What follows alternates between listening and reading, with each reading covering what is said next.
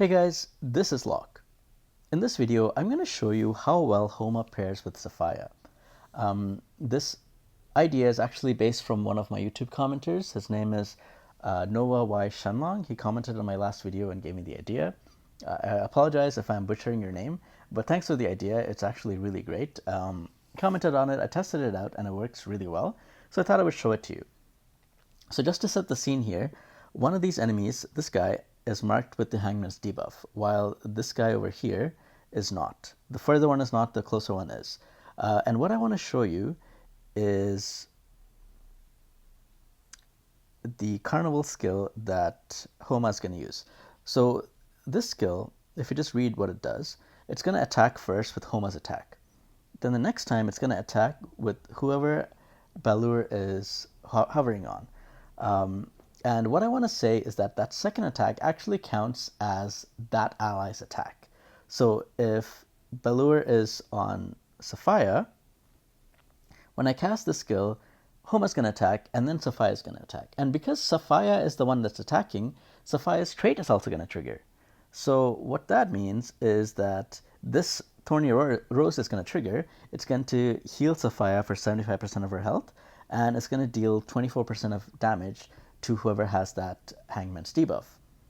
So what's going to happen when I cast the skill is that this enemy over here, how do I show you properly? Okay, so this enemy over here is going to take 3 instances of damage. First is going to be Homa's attack, next is going to be Safiyah's attack, and then next is going to be that Hangman's trait triggering. So it's going to take 3 instances of damage. This one over here is only going to take 2 instances of damage. The first one is going to be Homa's attack, and then the next one is going to be Safiyah's attack. If you notice, Safiyah will also heal herself because the trait is triggering as well. So I'm going to show you all that here. So there we go, first instant, and then second and third. And if you notice, like the enemy that's closer, their health is down a lot more. And Safiyah was also able to heal herself because that trait triggered as well. So I mean, it works. This thing is going to trigger, it's going to count as Safiyah's attack, and it's going to trigger a trait, which I think is really powerful. With Safiyah, you want her trait to trigger as often as possible, and now you have a guaranteed way of doing that in an AoE 2 around Safiyah. So I think that's a pretty powerful synergy between the two of them. Now, there's one really important note that I have to make. It's that you do have to give this bird to Safiyah before you do that. If you don't, this is what's going to happen. So how this works is when I target like this, Homa's going to attack, and then whichever ally has the bird, they are going to be attacking. So if there's, like, say somebody else is in this square over, hold on, let me do it like this.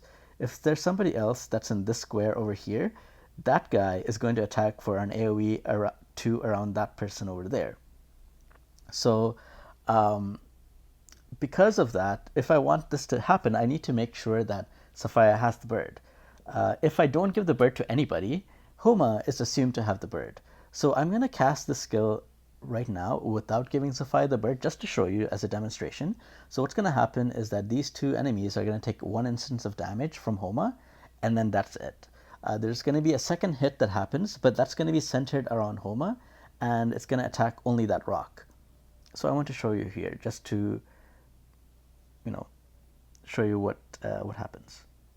So there you go. So Safiyah did the first AoE was targeted around Safiyah, and then the second AoE was targeted around Homa.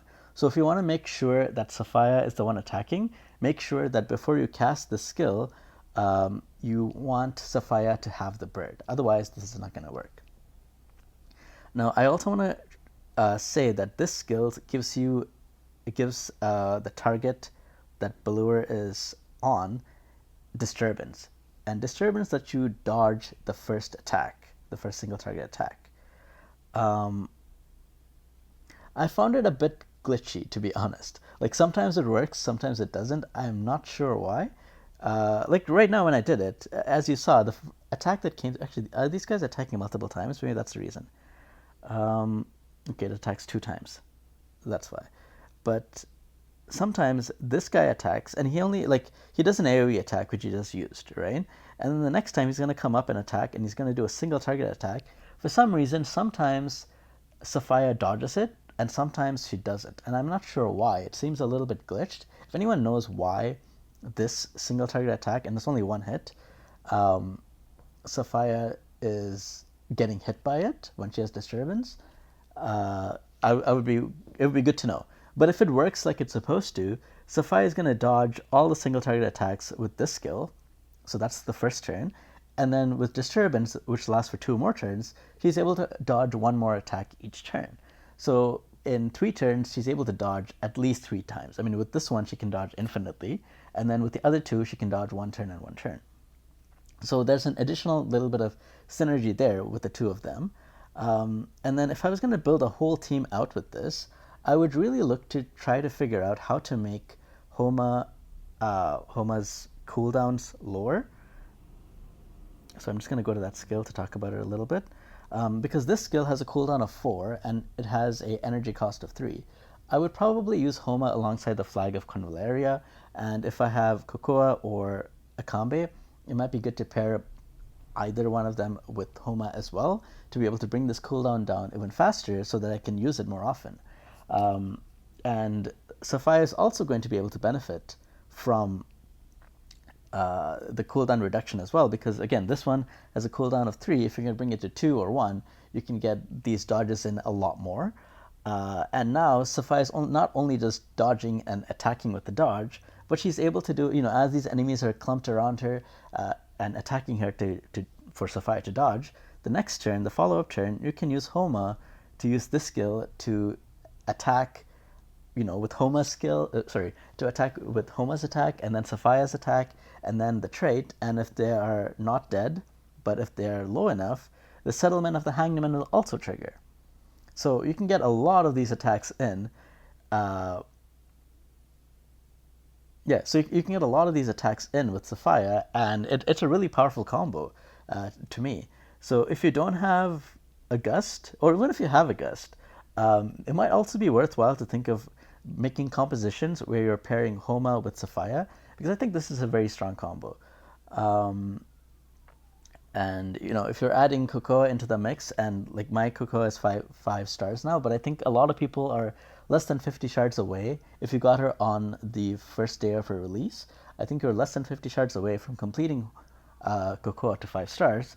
So you'll be able to give all your allies that cooldown reduction guaranteed, and also energy reduction as well.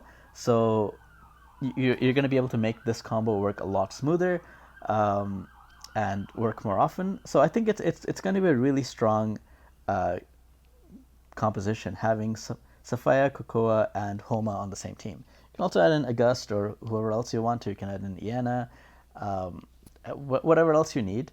But if you're using the 3 of them, right, you don't even need Cocoa to take the damage anymore. Like, Cocoa is supposed to be a tank, but now she's going to function as a support because she's going to be providing this buff and whatever else buffs you need or heals that you need. Safiyah is going to be the one that's tanking because she can just go up and dodge all these things, and she can do it often, because if you're having her and Cocoa on the same team, it's going to be a cooldown of 2 instead of 3, and then you're also going to be able to do massive amounts of damage with Homa's Carnival. That's also going to be used more often because of, again, Cocoa's turn reduction. So anyway, I hope this gives you another idea. Thanks again for suggesting this to me on the previous video that I made. I think it's really powerful, and I hope this helps some of you guys out that don't have a Gust to pair with Homa. So that's it for this video. I hope you guys have a great day, and I will see you guys next time. Take care now.